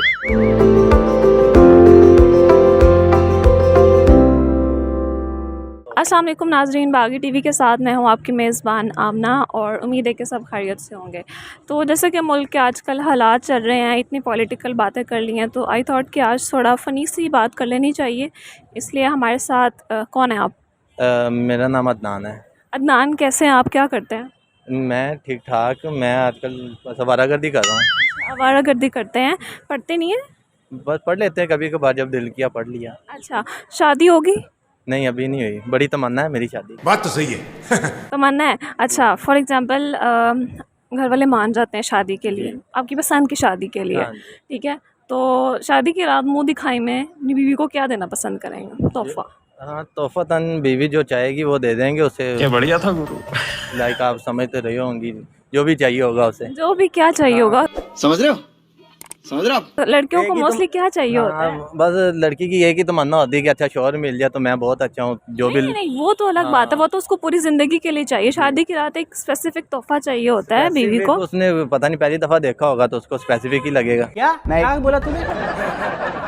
कुछ भी हो सकता है वो इसमें। आप क्या देंगे अपनी वाइफ को तोहफे में? मैं वाइफ को एक ही चीज देना पसंद करूंगा, क्या? जो वो लेती। अबे साले तभी मेरा माफ करना। नहीं, आई मीन तोहफा क्या देंगे? लाइक कोई आप गलत साइड पे लेके जा रहे हैं बात को। बिल्कुल मैं सही कह रहा हूँ, उसको कोई रिंग दे दूंगा, अच्छी सी ब्रेसलेट दे दूंगा, लाइक जूते दे दूंगा, कार लेके दे दूंगा। अच्छा, हाँ, गाड़ी भी लेके दे गाड़ी देंगे। भी लेके लड़कियां दे जो देख रही हैं इस टाइम भी, लोग अगर गाड़ी का शौक है, गाड़ी घर में नहीं है, तो इनसे शादी कर लें, आपको मुंह वैसे दिखाई में गाड़ी दे देंगे। फाइनली लड़की मिल गई है हमें, प्यारी सी लड़की है। अस्सलाम वालेकुम। वालेकुम अस्सलाम। कैसी हैं आप? अल्हम्दुलिल्लाह, आप सुनाएं। मैं भी ठीक हूँ। वीडियोस बना रही थी, मैंने देखा था। हाँ, मैं वीडियोस बना रही थी ना, कंटेंट बनाना पड़ता है रोज़ का। अच्छा, क्या नाम है आपका? फ़िज़ा काशिफ। फ़िज़ा, मुझे तो पहले एक बात बताइएगा कि मुँह दिखाए में आप क्या लेना पसंद करेंगी? आपकी शादी होती है तो मुँह दिखाए में आप अपने शौहर से क्या गिफ्ट लेना पसंद करेंगी? बात तो ये, मेरी शादी हुई नहीं है, इमेजिन करूँ। अच्छा, जो मर्जी वो खुशी से दे देगा, ले लूंगी। रहा नहीं जाता, तड़प ही ऐसी है ना। जो मर्जी कुछ भी दे देगा, आपको सलांटी का पैकेट दे देगा, वो भी ले लेंगे? नहीं, इतना भी नहीं है यार। एटलीस्ट ऑब्वियसली उसको मैं मिल रही हूँ तो वो मेरे थोड़ा सा स्टैंडर्ड के आप मिल रही हैं का क्या मतलब है? यार कुछ भी नहीं होता। बेसिकली पता क्या है, लड़का लड़की का आपस का चीज़ होती है, वो बेशक ले लें, जो मर्जी ले लें, लेकिन जो अगले दिन सुबह उठ के सारी आंटियां वगैरह पूछ रही होती है ना, मुँह दिखाई में क्या मिला, मुँह दिखाई में, उनको जवाब देने होते हैं। पहले ही बता दें क्या क्या चाहिए आपको? मुझे एक ब्रेसलेट चाहिए। हाँ, बेशक वो गोल्ड का ना हो, कोई बात नहीं, दे के वापस। गोल्ड का ना हो, डायमंड का होना चाहिए। कभी ना हो, कोई बात नहीं, बस प्यारा सा हो, खूबसूरत, उसके बेशक हम दोनों का नाम लिखा हो। अच्छा, ये आपको चाहिए? बहुत छोटी सी तमन्ना नहीं है, छोटी सी खुशी है हमारी बस। लेकिन लड़कों को लगता है हम लोग गोल्ड डिगर्स हैं। नहीं है यार, क्या हो गया? ठीक है, हमको तो चाहिए एक छोटा सा ब्रेसलेट जिसके ऊपर इनका और इनके जो शोहर है उनका नाम लिखा होना चाहिए। मेरे से तो बहुत ज़्यादा हाइटेड वाले लड़के हैं हमारे साथ, ऊपर मुँह करके देखना पड़ा मुझे। कैसे हैं आप? अल्लाह का शुक्र, आप सुनाए। मैं भी ठीक हूँ। क्या करते हैं? मैं डिग्री कर रहा हूँ काउंटिंग फाइनेंस की। अकाउंटिंग एंड फाइनेंस, क्या समझ आया उसमें? उसमें समझ तो कुछ भी नहीं आया, बस घर से निकल आते हैं टाइम पास करने के लिए, एंजॉय करने, और तो कोई मकसद नहीं है। बस ज़िंदगी का कोई मकसद नहीं है? नई ज़िंदगी का कोई मकसद नहीं है, बस इधर एंजॉय करने आते हैं। अच्छा, पढ़ते पुढ़ते कोई नहीं है? शादी होगी है? नहीं, शादी नहीं हुई, मिली नहीं अभी कोई। हम लड़के हैं ना, हमारे साथ ऐसा ही होता अल्लाह करे आपकी शादी हो जाए अगर, ठीक है? तो शादी की पहली रात अपनी बीवी को तोहफे में क्या देंगे? यार पहले बीवी तो ढूंढ के दो ना। ए रहा नहीं जाता। बीवी भी मिल जाएगी अगर शादी हो जाती है तो क्या तोहफा देंगे? लड़कियों को मोस्टली बहुत अच्छे गिफ्ट चाहिए होते हैं शादी की रात, तो आप उसको क्या गिफ्ट देंगे? यार ये तो प्राइवेट होता है ना, मैं उसी को बताऊंगा ना, आपको मैं क्यों बताऊँ ये? यहाँ पे हो सकता है आप बता दें कुछ अच्छा और कोई लड़की मिल जाए आपको। नहीं ऐसी बातें नहीं ना बताई जाती यार, ये सरप्राइज होता है, मतलब छुपा के देना चाहिए और प्राइवेट रखना चाहिए। इतना भी क्या आपने छुपा के देना, बता देना क्या। कुछ ऐसी चीज़ हो सकती है जो छुपा के देनी चाहिए, मतलब नहीं किसी के सामने बताना चाहिए। ऐसे कोई और देखेगा ये मतलब क्या दे रहा है, ऐसे तो नहीं होता। तो ओहो नहीं नहीं, मेरा वो मतलब नहीं है। कोई रिंग होती है, कोई ब्रेसलेट होता है, कोई गोल्ड, उस इस तरह का कुछ। यार मैं तो भाई अपने नेम का ना लॉकेट बनवा के दूंगा। अच्छा, उसके गले में भी अपने नाम का लॉकेट डालना है? अच्छा नहीं लगेगा। इतना भी क्या हो गया। नहीं उसको भी पसंद आएगा और मुझे भी, मेरा भी शौक या तो पूरा। आप उसका और अपना लॉकेट जो है अपने नाम का लॉकेट, मतलब दोनों का नाम होना चाहिए बीच में। आपका अकेले का नाम वो गले में लेके क्या नहीं करेंगे? नहीं, खाली मेरे केले का नाम होगा तो मुझे ज़्यादा अच्छा लगेगा। ईमान है हमारे साथ। अस्सलाम वालेकुम ईमान, कैसी हैं आप? वालेकुम सलाम, मैं ठीक, आप बताएं। अल्लाह का शुक्र। ईमान, अभी मैंने कुछ लड़कों का इंटरव्यू लिया और उनसे मेरा ये क्वेश्चन था कि वो शादी की रात अपनी वाइफ को क्या गिफ्ट देना पसंद करेंगे, ठीक है? तो पहले तो आप मुझे बता दें कि आपको क्या गिफ्ट चाहिए मुँह दिखाई में। जो खुशी से दे दें वो ले लेते हैं। अभी कुछ लड़के कह रहे थे कि लड़कियाँ गोल्ड डिगर होती हैं। मतलब उन्हें अपनी वाइफ ही गोल्ड डिगर लगती है, ये कैसे हो सकता है? अगर वो इतनी गोल्ड डिगर थी तो आप उनसे शादी ना करते। अगर गोल्ड डिगर थी वो तो अपनी खुशी से उन्हें गिफ्ट देते हैं ना शादी पे, तो गोल्ड डिगर कैसे हो सकती है आपकी वाइफ? अच्छा, तो आपको क्या गिफ्ट चाहिए? आपने कहा है कि जो शोहर अपनी खुशी से दे दे, तो लेकिन फिर भी लड़की की ख्वाहिश होती है कि यार मुझे मुँह दिखाई में ये मिलना चाहिए, तो आपकी क्या ख्वाहिश है? नहीं, मुझे ऐसा कोई चीज़ें इतनी पसंद नहीं कोई है। गाड़ी वाड़ी कोई इस तरह का? मुझे कुछ भी नहीं इतना पसंद, बस जो है बस ठीक है। बेशक रिंग दें या कुछ भी दें, गिफ्ट मोस्टली गर्ल्स को डायमंड रिंग्स जो होती हैं वो बहुत अच्छी लगती हैं। रिंग होती है, डायमंड की हो, गोल्ड की हो या नकली हो। अच्छा, नकली भी पहन लेंगे आप? आपका शोहर आपको नकली रिंग दे दे? थोड़ी पता लगेगा कि हमने नकली पहनी नहीं, हुई जो बाद में आंटियाँ पूछती हैं ना क्या गिफ्ट दिया, वो जब रिंग देखती हैं उनकी नज़रें इतनी तेज़ होती हैं कि उनको पता लग जाता है ये कौन सी रिंग है। हम ऐसी बनवाएंगे कि उन्हें लगेगा कि ये असली है। चैनल पे कुछ कहना चाहती हैं यूथ को? यूथ को मैं सिर्फ ये कहना चाहूँगी कि आजकल यूथ बहुत अच्छा काम कर रही है। मतलब हम लोग हर चीज़ डिजिटल मीडिया के ऊपर लेके आ रहे हैं, ये करें करो और ज़्यादा करो। अर्निंग बहुत ज़्यादा है, पहली बात तो ये ऑब्वियसली, और दूसरी बात ये कि हर जितने भी जो सी न्यू जनरेशन आ रही है, आई एम वेरी ग्रेटफुल कि उन लोगों को इस चीज़ की नॉलेज बढ़ती जा रही है कि हम लोग ऑनलाइन भी वर्क कर सकते हैं। तो करते जाओ, काम करते जाओ और कमाते जाओ। चैनल पे कुछ कहना चाहते हैं यूथ को? यार इनके चैनल को सब्सक्राइब करो, फॉलो कर दो। क्या नाम है आपके चैनल का? बागी टीवी। बागी टीवी। बागी हो जाओगे देख के। नहीं यार, अच्छा रिस्पॉन्स आएगा, ठीक है? आप सबने देखना, लाइक करना है, फॉलो करना है, सब्सक्राइब करना है। यूथ को कोई एडवाइस कर दें? मतलब टिकटॉक बनाते हैं लोग, बहुत बैड कमेंट्स करते हैं ना कि आप पढ़ते नहीं और उनको। सबसे मज़े की बात मैं बताऊं कि जिसको आप ये बताओ कि मैं यूसीपी से हूँ, तो उसको एक उसके जहन में एक इमेज आता है भाई ये टिकटॉकर्स की यूनिवर्सिटी है। तो आप इसको कैसे डिफेंड करती हैं? और टिकटॉक उनकी अपनी मर्ज़ी है कि जो टिकटॉक्स बनाते हैं उन्हें कोई रोक नहीं सकता। आप बनाए, आपको भी नहीं कोई रोकेगा। अगर आप बना रहे नहीं बना रहे, वो सारा आप पे डिपेंड करता है, टोटली आपकी मर्ज़ी है। वो कहते हैं पढ़ते नहीं है। अब हम 15 मिनट 20 मिनट में ना अपनी वीडियोस बना के फ्री हो जाते हैं। अब हमारी 1 बजे से लेकर 7 बजे तक क्लासेस होती हैं, तो हम इतना बढ़ते हैं कि इनको क्या पता हो कि हम कितना बढ़ते हैं। हमारे साथ ही Iman TikToker, she is from UCP, और इन्होंने डिफेंड किया है टिकटॉकर्स को और यूनिवर्सिटी में टिकटॉक बनाने को, और साथ ही साथ इन्होंने अपना हमारे साथ राय भी शेयर की है कि इनको क्या गिफ्ट चाहिए। और मज़े की बात है कि उन्होंने इस चीज़ को भी डिफेंड किया कि लड़कियां गोल्ड डिगर नहीं होती हैं। तो अपना जो आपकी राय है उसको भी कमेंट सेक्शन में ज़रूर बताइएगा, और हमारे चैनल को लाइक और सब्सक्राइब ज़रूर कीजिएगा। तो अंटिल द नेक्स्ट टाइम, अल्लाह हाफ़िज़।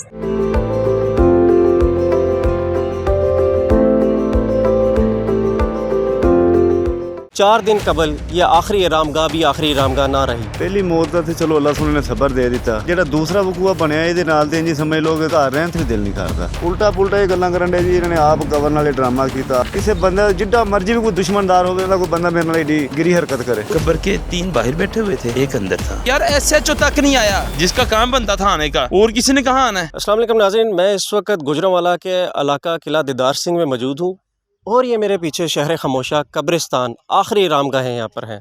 लेकिन बदकिस्मती से 4 दिन कबल ये आखिरी आरामगाह भी आखिरी आरामगाह ना रही।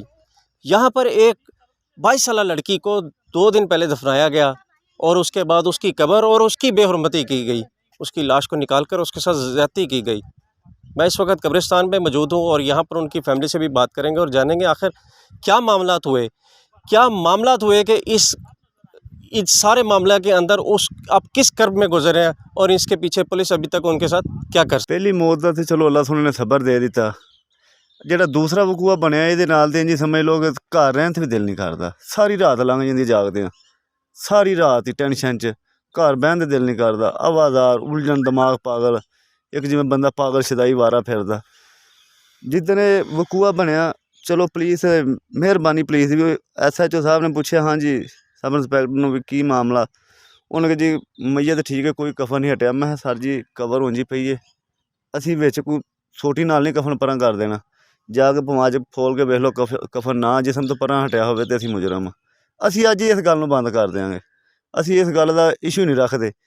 ਅੱਗੋਂ ਸਾਡੇ ਸੁਣੇ ਉਲਟਾ ਪੁਲਟਾ ਇਹ ਗੱਲਾਂ ਕਰਨ ਡੇ ਜੀ ਇਹਨਾਂ ਨੇ ਆਪ ਕਬਰ ਨਾਲੇ ਡਰਾਮਾ ਕੀਤਾ ਆਪ ਸਾਨੂੰ ਕਿਹੜਾ ਇਹਦੇ 'ਚੋਂ ਨਾਮ ਲੱਭਣਾ ਇਹਨੂੰ ਕਬਰ ਨੂੰ ਇੰਜ ਕਰਕੇ ਡਰਾਮਾ ਕਰਕੇ ਕੋਈ ਦੱਸੇ ਤਾਂ ਸਹੀ। ਮੈਂ ਖੁਦ ਭਰਾ ਵਾਂ, ਜਦੋਂ ਮੈਨੂੰ ਉਹਨਾਂ ਨੇ ਕਿਹਾ ਕਿ ਕਬਰ ਦੇ ਵਿੱਚ ਲੈ ਕੇ ਵੇਖ ਮਈਅਤ ਤੂੰ ਲਾਈ ਆ, ਲਾ ਇਲਾਹਾ ਇल्लल्लाह ਮੁਹੰਮਦ ਰਸੂਲੁल्लाह, ਮੇਰਾ ਦਿਲ ਨਹੀਂ ਸੀ ਕਰਦਾ ਵਿੱਚ ਲੈਣ ਤੇ।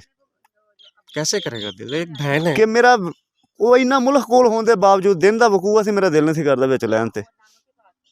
ਇੰਨਾ ਮੁਲਕ ਵੀ ਕੋਲ ਖਲੋਤਾ ਸੀ, ਫਿਰ ਵੀ ਕਿਹਾ ਯਾ ਅੱਲਾ ਕੋਈ ਨਹੀਂ ਤੂੰ ਮਾफ़ ਕਰਨ ਵਾਲਾ, ਜੇ ਮੇਰੇ 'ਚ ਕੋਈ ਗੁਨਾਹ ਗਲਤੀ ਹੋਵੇ ਤਾਂ ਮੈਂ ਭਰਾਂ।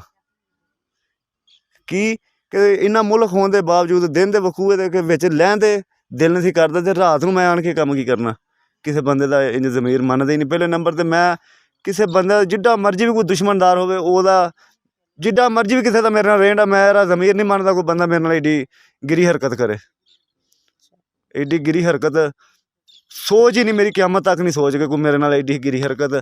ਮੇਰਾ ਕੋਈ ਜ਼ਾਤੀ 100 ਮਾਮਲਾ ਤਾਂ ਦੁਨੀਆਦਾਰੀ ਦੇ ਹੁੰਦੇ, ਕੋਈ ਬੰਦਾ ਮੇਰੇ ਨਾਲ ਏਡਾ ਵੱਡਾ ड्रामा करे या मेरे ना कोई एडी बड़ी शरारत करे। असल में ये आपने देखा क्या, कैसे पता लगा कि ये जो हो गया? ये सुबह तकरीबन 4:30 पौने 5 बजे का टाइम था। हम सुबह ना नमाज़ पढ़ के तकरीबन बाहर निकले हुए थे सैर करने के लिए, तो दूर से हम आ रहे थे, यहाँ से 4 बंदे लगे हुए थे कब्र के साथ, ठीक है ना। जब हमने ना दूर से देखा तो मैं और मेरे मामू मेरे ज़रा थोड़ी सी उम्र रसीद है, तो मैंने मामू को बोला वो बंदे लगे हैं, स्ट्रेट बाहर पड़ी है, ठीक है, कोई ਫੋਤਗੀ ਹੋਈ ਹੈ ਰਾਤ को। ਕਹਿੰਦਾ ਨਹੀਂ। ਮੈਂ ਨਾ ਫਿਰ ਉਹ ਤੋਂ ਦੂਰ ਦੇਖ ਕੇ ਭੱਜਿਆ। ਜਦੋਂ ਮੈਂ ਭੱਜਿਆ ਨਾ ਤੇ ਆਵਾਜ਼ ਮੈਂ ਦਿੱਤੀ ਹੈ, ਉਹ ਬੰਦੇ ਮੇਰੇ ਵੱਲ ਦੇਖ के ना ਭੱਜੇ ਨੇ कब्र चो निकल के। अच्छा, कब्र के अंदर मौजूद? कब्र के 3 बाहर बैठे हुए थे, एक अंदर था। मेरी तरफ देख के ना वो फिर भाग गए हैं, ठीक है। ਜਿਹੜਾ ਕਬਰ ਦੇ ਅੰਦਰ ਸੀ ਨਾ, ਉਹਨੂੰ ਜਦੋਂ ਉਹ ਕਬਰ ਤੋਂ ਬਾਹਰ ਖੜਾ ਹੋਇਆ ਨਾ ਤਾਂ ਉਹਨੂੰ ਮੈਂ ਦੇਖਿਆ, ਉਹਦੀ ਮੈਂ ਸ਼ਕਲ ਪਹਿਚਾਨ ਨਹੀਂ ਹੈ। ਬਕਾਇਆ ਜਿਹੜੇ 3 ਭੱਜ ਗਏ ਨੇ ਉਹਨਾਂ ਨੂੰ ਵੱਲਾਹੁ ਆਲਮ ਮੈਂ ਨਹੀਂ ਪਹਿਚਾਨ ਸਕਿਆ, ਸਹੀ ਹੈ। ਅਤੇ ਉਹ ਮੈਂ ਉਹਨਾਂ ਦੇ ਮਗਰ ਭੱਜਿਆ, ਮਗਰ ਜਦੋਂ ਮੇਰੀ ਕਬਰ 'ਤੇ ਧਿਆਨ ਪਿਆ ਨਾ, ਜਿਹੜੀ ਮਈਅਤ ਸੀ ਨਾ ਉਹ ਨਾਜ਼ੇਬਾ ਹਾਲਤ ਵਿੱਚ ਪਈ ਹੋਈ ਸੀ। ਉਹਨੂੰ ਮੈਂ ਬਿਹਤਰ ਸਮਝਿਆ। ਮਾਮੂ ਕਹਿੰਦੇ ਕਿ ਪੁੱਤਰ ਤੂੰ ਉਹਨਾਂ ਦੇ ਪਿੱਛੇ ਨਾ ਜਾ, ਬੰਦਾ ਤਾਂ ਤੂੰ ਦੇਖ ਹੀ ਲਿਆ ਵੇ, ਤੂੰ ਇਹ ਮਈਅਤ ਨੂੰ ਨਾ ਸੰਭਾਲੀਏ। ਅਸੀਂ ਉਸੇ ਟਾਈਮ ਹੀ ਨਾ ਕੋਈ ਕੱਪੜਾ ਪਾਉਣ ਦੀ ਕੋਸ਼ਿਸ਼ ਕੀਤੀ, ਠੀਕ ਹੈ, ਕਿ ਜਿਹੜੀ ਇਹ ਇੱਕ ਬੇਹੁਰਮਤੀ ਨਾ ਹੋਏ, ਕਿਉਂਕਿ 5 ਮਿੰਟ ਵਿੱਚ ਸਾਰਾ ਮੁਲਕ ਇਕੱਠਾ ਹੋ ਜਾਂਦਾ ਵੇ। ਜੀ ਬਿਲਕੁਲ। ਉਸ ਟਾਈਮ ਹੀ ਮੈਂ ਬੱਚੀ ਦੇ ਜਿਹੜੇ ਵਾਰਸਾਨ ਨੇ, ਭਾਈ ਨੇ, ਉਹਨਾਂ ਦੇ ਘਰ ਜਾ ਕੇ ਦੱਸਿਆ ਕਿ ਤੁਹਾਡੀ ਬੱਚੀ ਨਾਲ ਇਹ ਵਾਕਿਆ ਕਬਰ ਨਾਲ ਹੋ ਗਿਆ, ਸਹੀ ਹੈ। ਉਹ ਆਏ, ਨਾਲ ਹੀ ਫਰਾਂਸਿਕ ਟੀਮਾਂ ਆ ਗਈਆਂ ਉਰਾਂ ਪਰਾਂ, ਸਹੀ ਨਾਲ ਤਫਤੀਸ਼ਾਂ ਸ਼ੁਰੂ ਹੋ ਗਈਆਂ। ਤਫਤੀਸ਼ਾਂ ਅੱਜ ਤੱਕ ਸ਼ੁਰੂ ਹੀ ਨੇ, ਹਾਲੇ ਤੱਕ ਅੱਜ 3-4 ਦਿਨ ਹੋ ਗਏ ਨੇ। टीम यहाँ पर फ्रांसिक टीम पहुंची जी, 15 की कॉल पर आए जी।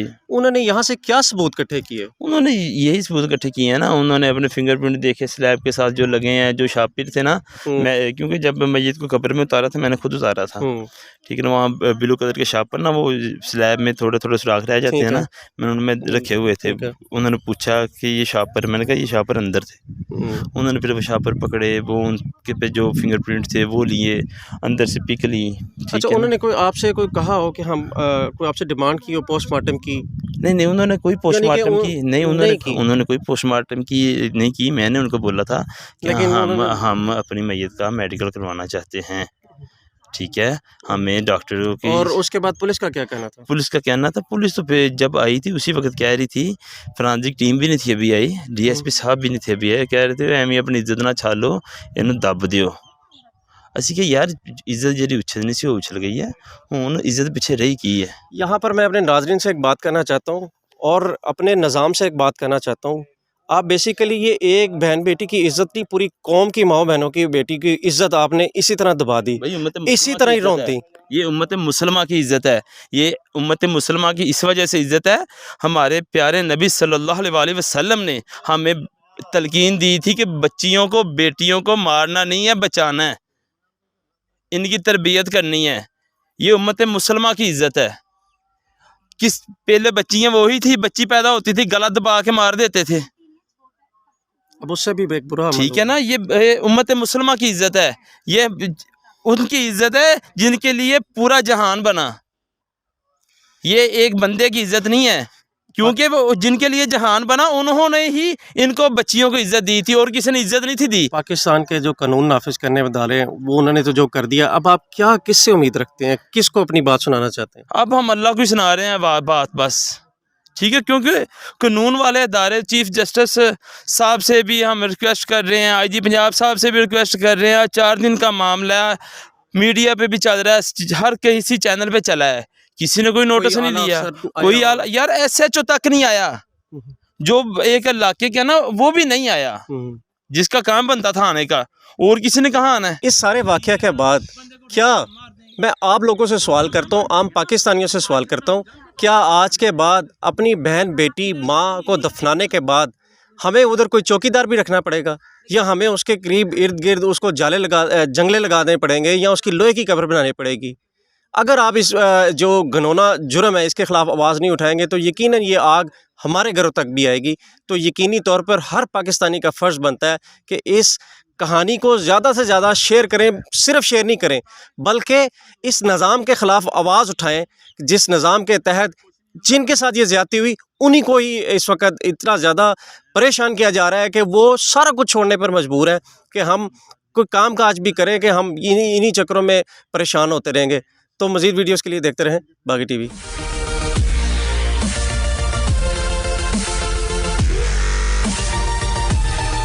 करक की पहाड़ियों पर रुपोश होके अपने मुल्क में कदर मचा के इक़्तिदार का खेल खेल ईमान पहले अपने घर में से को ले आए। ज़ुमान पार्क में तो अभी भी मिर्चें जल रही हैं। हमारे पंजाबी में एक सेइंग है, माविश जड़ा ना होएगा माई दा की होएगा पराई दा। अस्सलाम वालेकुम नाज़रीन, आप देख रहे हैं मुबश्शिर लुकमान यूट्यूब चैनल। मैं हूं माविश नाज़रीन। सबसे पहले तो आज थोड़ी सी मैं माजरत मुबश्शिर साहब आपसे भी करूंगी, हो सकता है आपको आवाज़ में आज थोड़ा मसला लगे क्योंकि बहुत तेज़ यहाँ पे बारिश हो रही है और आवाज़ इतनी ज़्यादा है उसकी, ऐसा लग रहा है कोई तूफान आ गया है, तो मुझे इवन मसला हो रहा है आपकी आवाज़ सुनने में। तो नहीं सर मुझे टेंशन भी हो रही है, मैंने बाहर कपड़े डाले। अच्छा, आपको पता है ख़वातीन के मसाइल, आप ज्यादा धुल जाएंगे, दोबारा धुल जाएंगे, पूरी तरह धुल जाएंगे। नहीं, वैसे ऊपर शेड है लेकिन वो बारिश मैं सामने देख रही हूँ, वो इस साइड वाली बारिश है, तो वो इतनी तेज है कि मुझे लग रहा है कि पानी बिल्कुल अंदर आ रहा है। अगर क्लिप्स नहीं लगाए तो आज कपड़े गायब। कल सुबह फिर आपके कोई अपना साड़ी पहन के दफ्तर जाना पड़ेगी। सर ऐसे लग रहा है क्योंकि वो बाहर जो कपड़े डाले हैं वो डाले भी सारे अनस के ही हैं। अब बस मुझे समझ आ गई थी, अब वो कल तुझसे को साड़ी पहन के जाएगा ऑफिस में। यहाँ पे इतनी सर्दी है, कोई कल रात को 4 डिग्री हो गया था, इस टाइम भी 7 डिग्री है और आपके यहाँ मेरे ख्याल गर्मी हो रही है। हाँ, मैं इस कराची में, यहाँ तो प्रॉपर गर्मी है। देख लें सर, ये दुनिया है, एक तरफ AC और एक तरफ हीटर। और आपने जो मुझे रेस्टोरेंट का कहा था, आज मैं कोशिश करूंगा कराची में उसका खाना ट्राई करूं। सर प्लीज, मैं आपको सेंड करूंगी उसका नाम, मुझे कर दे। नाम अभी नहीं बताते वरना उनकी पब्लिसिटी हो जाएगी। हाँ नहीं, उससे पैसे लेके करना, पैसे सही।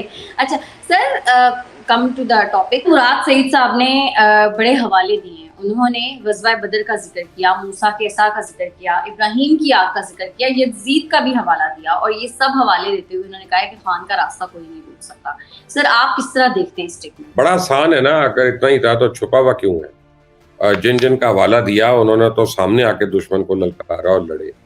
असहाबे बदर जो थे उन्होंने तो बहादुरी की मिसाल कायम की, और जो अहले बैत हैं उनके आज भी उनके लिए लोग रोते हैं, उनके लिए मातम करते हैं, हाथ उठा के दुआएं मांगते हैं, उनसे निस्बत करने में अपना ईमान का हिस्सा समझते हैं, फख्र समझते हैं अपने लिए। और ये करक की पहाड़ियों पर रुपोश होके अपने मुल्क में कदर मचा के इक़्तिदार का खेल खेल कर ईमान पहले अपने घर में से को ले आए।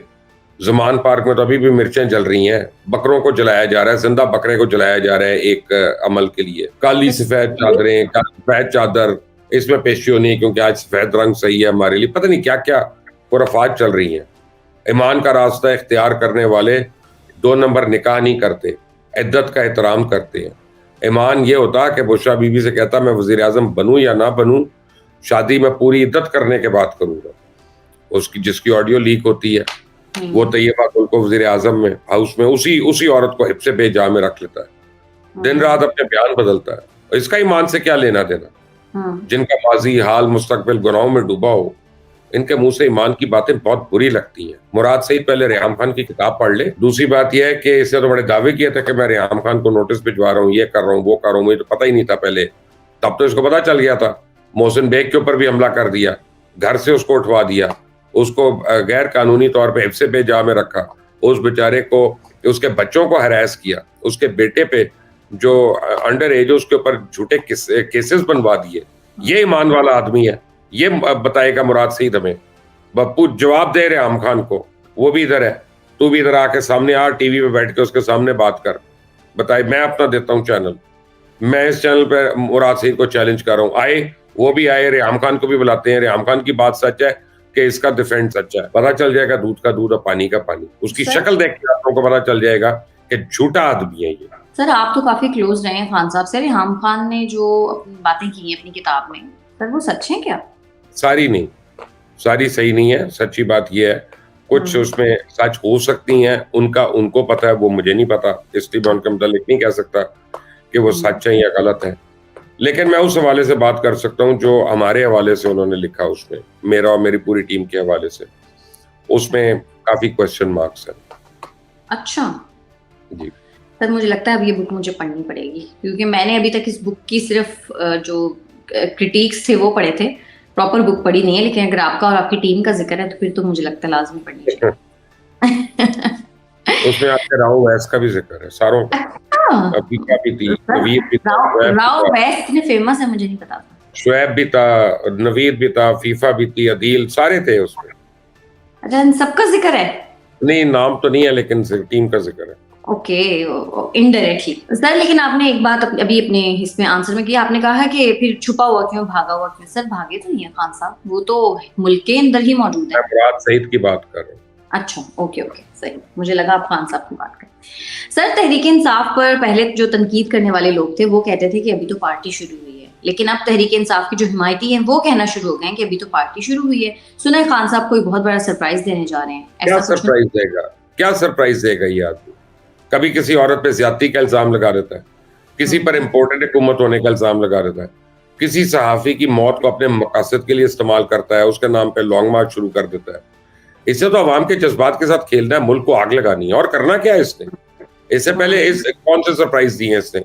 बुशरा बीबी की मिर्चें अब जल चुकी हैं पूरी की पूरी 19 किलो। शायद उसने को उम्मीद दी हो कि इसके बाद अब ये सरप्राइज है, ये सरप्राइज है। उसके अलावा तो मुझे नहीं पता। सर खान साहब ने यास्मीन राशिद साहिबा के बारे में कहा है कि कोर कमांडर लाहौर की रिहाइशगाह में जलाओ घिराव के मामले पर अब ज़ाहिर वो बिल्कुल मासूम बेगुनाह उनको करार दे दिया गया है। तो इसका साफ मतलब ये है कि मरकजी पंजाब की सदर के तौर पर यानी डॉक्टर यास्मीन राशिद साहिबा और पाकिस्तान तहरीक इंसाफ का बतौर जमात इस जलाओ घिराव में कोई किरदार नहीं है।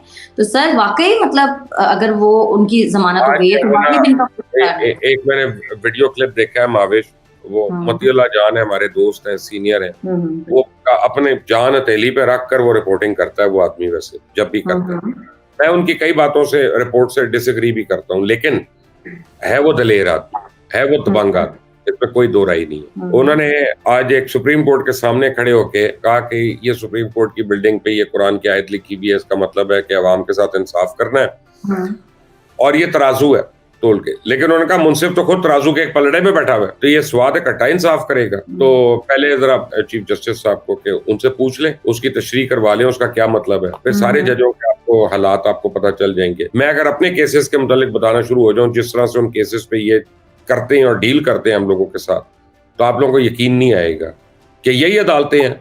यहाँ पे या जमानत नहीं हो रही है, बरियत हो रही है उस औरत की जिसकी ऑडियोज मिल गई, जिसकी वीडियो है, वो लीड कर रही है, वहां पे घेराव करा रही है, जलाओ करा रही है, तोड़ फोड़ करवा रही है, और वो यानी गुंडागर्दी की तरकीब दे रही है, रियासत के खिलाफ अपना तरकीब दे रही है, उसको जमानत नहीं मिलती है, उसको बरियत मिल जाती। मैं अब अल्लाह ताला के इंसाफ का इंतजार कर सकता हूँ। सर शाहिद खाकान अब्बासी साहब ये कहते हैं कि इलेक्शन से पहले अगर मुज़ाकरात नहीं हुए तो फिर इलेक्शंस का कोई फायदा नहीं है। सर मुज़ाकरात होते हुए आपको नजर आ रहे हैं, क्योंकि ये सब तो मुमकिन नहीं लग रहा। देखें, शाहिद खाकान अब्बासी ने तो ये कहा है कि सूबों में इलेक्शन मुलतवी करने का तमाशा मुल्क देख चुका है, मुज़ाकरात और इंतखाबात दोनों को हल करना पड़ेगा। बात एक लिहाज उनकी सही है, उसकी वजह है कि इलेक्शन का जो मर्जी रिजल्ट हो, लेट से तहरीक इंसाफ हार गई है या तहरीक इंसाफ जीत गई, दोनों सूरतों में या तहरीक इंसाफ ने उनके नताइज को नहीं मानना या पूरी 13 जमातों ने उन नताइज को नहीं मानना, फिर दोनों में से एक जो है वो फिर सड़कों पे होगा, फिर तोड़ फोड़ हो रही होगी। तो इलेक्शन का क्या फायदा हुआ इतनी बड़ी एक्सरसाइज करने का, इतनी महंगी एक्सरसाइज करने का, तो फिर लोगों को तो हक ना मिला। तो इसका मतलब ये है कि आप मुज़ाकरात कर लें, TORs जो हैं, टर्म्स ऑफ रेफरेंस, उन पे आप एग्री कर लें, ताकि फिर उसके बाद देखें क्या हो सकता है। तो सर हो सकता है, वैसे ये पॉसिबिलिटी है कोई इसकी? सियासत में कोई भी इम्पॉसिबल चीज तो नहीं होती है ना माविश, एनीथिंग इज पॉसिबल। वो मैंने कहा था it is the art of the impossible. एक आदमी ने मुझे करेक्ट किया, हमारे दोस्त ने, उसने नीचे कमेंट लिखा आपकी वीडियो पे, उसने कहा नहीं, it is the art of the possible. Either way there is always a possibility for the impossible. मुज़ाकरात का तो फायदा है ना। आप देखा ना कि न्यूक्लियर बॉम्ब गिराने के बावजूद अमेरिका और जापान के मुज़ाकरात हुए थे ना, यानी उससे बड़ी तबाही तो नहीं मच सकती। सर परवेज इलाही साहब को एक मुकदमे में बरी किया जाता है, दूसरे में गिरफ्तार कर लिया जाता है। सर ये चल क्या रहा है? परवेज इलाही को आपको पता है ना, उसके तो ऑडियोज भी लीक हो चुकी हैं, जजेस के साथ ताल्लुकात भी मंजर आम पे आ चुके हैं। उसका तोता जो है मोहम्मद खान भट्टी, वो तो शायद अब वादा माफ गवाह भी बन गया एलिजिडली, और वो तो बता रहा है कि फलां जज को इतने जाते थे, फलां जज को इतने जाते थे। तो परवेज इलाही की रिहाई के हुक्म क्यों नहीं आएंगे माविश? आपका और हमारा मुकदमा थोड़ी है, क्या हमें इंसाफ मिल जाएगा? सर पाकिस्तान तहरीक इंसाफ से अलग होने वाला एक और बड़ा जो रेला है वो पीपल्स पार्टी में समा गया है, और जरदारी साहब से मुलाकात के बाद इस बात का फैसला किया गया। तो सर जनूबी पंजाब के जो सरदार हैं वो भी उसी से हाथ मिलाते हैं जिसकी हुकूमत बन रही हो, तो क्या अगली हुकूमत जो है वो पीपल्स पार्टी की है? ये तो मैंने आपको बहुत पहले कहा था कि अगली हुकूमत मुझे पीपल्स पार्टी की लगती है, और मैंने आपको ये भी कहा था कि साउथ पंजाब का बहुत बड़ा ग्रुप जो है, मेरे ख्याल में था 15-17 थे, ये 30 हो गए, ये जो है मिलने जा रहा है पीपल्स पार्टी को। तो ये बहुत बड़ी उनकी विक्ट्री, और ये इलेक्टेबल्स हैं सारे के सारे, यानी ये नहीं है कि जिनको पीपल्स पार्टी के वोट की जरूरत हो। पीपल्स पार्टी अगर उनके हल्के में उनको 15-15, 20-20 हजार भी वोट देगी तब भी वो जीत जाएंगे। तो इसलिए ये इलेक्टेबल्स हैं, ये जीत सकते हैं अपनी सीटें। तो ये बहुत बड़ी विक्ट्री है पीपल्स पार्टी की, तभी तो जरदारी साहब लाहौर बैठे हुए हैं इतने दिन से, वरना वो क्या मौसम एंजॉय करने बैठे हैं सिर्फ? मौसम अच्छा है क्या लाहौर? लाहौर का मौसम अच्छा ही होता है, हमेशा अच्छा होता है। बस नहीं सर, ऐसा नहीं है, गर्म भी होता है, अच्छा। कराची से बेहतर होता है। लाहौर है बीबी, सर कराची है तो कोई सर कराची वाले कहते हैं जितना आपका पूरा लाहौर है उतना हमारा गुलिस्तान जौहर है। इसमें कोई शक नहीं है कि कराची पाकिस्तान का सबसे बड़ा शहर है और पाकिस्तान की शहरक भी है। मैं अगर एक शहर की तारीफ कर रहा हूँ तो खुदा ना खास्ता किसी और शहर की अपना गुस्ताखी नहीं अपना मैं कर सकता, तो बाकी सारे शहर भी खूबसूरत। मैं तो दुनिया के हर शहर को खूबसूरत समझता हूँ, जो आपको, जहाँ पे आपकी रिहाइश हो, जहाँ पे आप रहते हो, जहाँ पे आपने आंखें खोली हो, आपकी यादें हो, आपकी एसोसिएशन हो, वही शहर होता है ना। ऐसा ही है। यहाँ बैठ के अब मैं पेरिस को तो नहीं पसंद कर सकता ना, मैं नापसंद भी नहीं करता, लेकिन मैं पेरिस से मेरी क्या उनसियत होगी? सर जहांगीर तरीन ग्रुप के हवाले से कोई मुखबरी दे दें, वो क्या करने जा रहे हैं? जहांगीर तरीन ग्रुप अनकरीब अपनी पार्टी अनाउंस करने वाले हैं, और जो है वो काफी लोग उनके नाम बता रहे हैं, लेकिन मेरे ख्याल में उनकी पार्टी का नाम जिन्ना लीग होगा, और उसमें काफी इलेक्टेबल्स होंगे। और जहांगीर तरीन ग्रुप जो है वो इलेक्ट होने के बाद पंजाब की वजारत आला का उम्मीदवार होगा बहुत बड़ा, क्योंकि कोई भी पार्टी नहीं चाहेगी, PTI नहीं चाहेगी कि पीपल्स पार्टी का बने, वो नून लीग का बने, नून लीग नहीं चाहेगी कि पीपल्स पार्टी का बने, ये दोनों नहीं चाहेंगे कि PTI का बने। तो फिर जॉइंट कंसेंसस कैंडिडेट जो है वो मैं ख्याल है JKT खुद सबसे बेहतर है। सर आपके हर दिल अजीज शेख रशीद साहब ने एक ट्वीट किया है, और वो ये कहते हैं कि -+ फॉर्मूला भी नाकाम होगा, इससे मजीद अदम इस्तेहकाम आएगा। सितंबर जो है वो सितमगर होगा। साथ साथ उन्होंने कहा है कि हमारी सियासत जो है वो कोई पतंग की मानंद है, कोई समझ नहीं आ रहा गुड्डी कौन लूटेगा। सर वाकई इक़्तिदार की गुड्डी लूटने का मामला है। शेख रशीद की बातें, शेख रशीद को चाहिए अपने ना गेस्ट पेपर भी शाया किया करें कि उसको सुन के आदमी पढ़ के ना गैस वर्क भी लगाया करे कि इसका मतलब क्या हो सकता है। मुबहिम गुफ्तगू फरमाते हैं अक्सर वो भाईजान, उनको शौक है कि लोग उनको पीर पगाड़ा की तरह याद करें कि जी वो भी पेशन गोइयाँ करते थे। पीर पगाड़ा जो थे वो 2-3 साल में एक बात करते थे, वही पूरी हो जाती थी। शेख रशीद एक दिन में 3 बातें करते हैं, उनमें से कई तो पूरी होंगी ना, obviously it is like that कि मैं कहूँ कि कल या सूरज निकलेगा या बारिश होगी। अब मैं रोज ये कहता रहूँ तो एक दिन तो मेरी बात पूरी हो जाएगी ना। तो मैं कहूँ देखें महावेश, मैंने नहीं आपको कहा था कि कल बारिश होगी, तो आप कहें हाँ सर आपने तो कहा था। तो शेख रशीद का वही मामला है। सर, नून लीग की तरफ से एक सर्वे जारी किया गया है और उस सर्वे के मुताबिक जो नवाज शरीफ साहब हैं वो उम्मत मुस्लिमा के सबसे मकबूल लीडर, और उसमें जो नवाज शरीफ साहब की मकबूलियत है वो फीसद बताई गई है और खान साहब की परसेंट। सर मुझे तो ये पेड सर्वे लग रहा है, आप क्या कहेंगे? प्रॉब्लम यह है कि मैं भी आपको एक सर्वे दे देता हूँ, उसमें लिखा होगा कि मुबश्शिर लुकमान उम्मत मुस्लिमा का सबसे मकबूल एंकर है, लेकिन क्या वो सही होगा? नहीं, बिल्कुल झूठ होगा। उसमें लिखा होगा कि मुबश्शिर लुकमान उम्मत मुस्लिमा का सबसे गुड लुकिंग एंकर है, क्या ये सच होगा? बिल्कुल झूठ होगा। तो आप अपनी मर्जी के सर्वेज बना के उन पे 2000 का सैंपल दिखा के आप इस तरह की बातें कर रहे हैं। हो सकता है आपने किया भी हो, अपनी हल्का अहबाब में किया हो। मैं अगर अपने दोस्तों में करता हूँ अपने मुतालिक सर्वे, तो वो कहेंगे कि इसी को नाजिम भी होना चाहिए, इसी को वज़ीर आज़म भी होना चाहिए। इन सर्वेस का क्या मतलब है? महावेश अपना मजाक उड़ाने के मुतरादिफ है।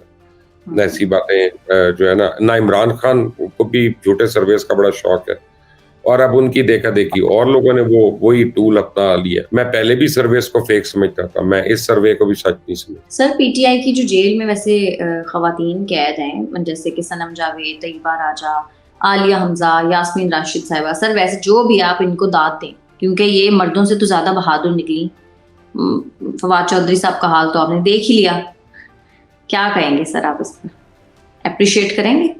देखो, फवाद चौधरी जो है ना, आप उसको उसकी मजबूरी समझें, उसने इंतहा की करप्शन की है, बहुत ज्यादा रकम खाई हुई है, कमाई हुई है, उसके पास बड़े सबूत भी हैं। रेडियो पाकिस्तान की बिल्डिंग भी बेचने लगा था ये एक बार के आदमी को। और वो जो है ना क्या कहते हैं कि वो कहते हैं जिन्होंने खा दिया गाजरा उन्होंने ढिड जे पीड़ा। तो उन ऐसे लोगों का गिरना बड़ा आसान होता है। अच्छा, ये जो जेल में खवातीन है ये गलत भी हैं, सही भी होंगी, मैं ये नहीं कहता, क्योंकि जब किसी का केस चल रहा है तो मैं उसके केस पे नहीं हावी होना चाह रहा, लेकिन एटलीस्ट वो लोग हैं जिन्होंने रियासत के खिलाफ आगे भी लगाई, सब कुछ किया। लेकिन हो सकता है वो जेन्युइनली मिसगाइडेड हो सकता है वो जेन्युइनली उनको किसी ने झूठ बोला हो, लेकिन ये भी है कि उनके दिल में ख्याल भी हो सकता है कि जी हम वाकई कोई इनकलाब ला रहे हैं। तो उनमें और इन लोगों में तो बड़ा फर्क है। नहीं तो 5-5 पार्टियां बदल चुके हैं, 6-6 पार्टियां बदल चुके हैं। तो आप किस घटिया आदमी का मुझे एग्जाम्पल दे रही है? यानी ये जो किसी का नहीं है, जो अपने हमारे पंजाबी में एक सेइंग है महावेश, जड़ा ना होएगा माई दा की होएगा पराई दा।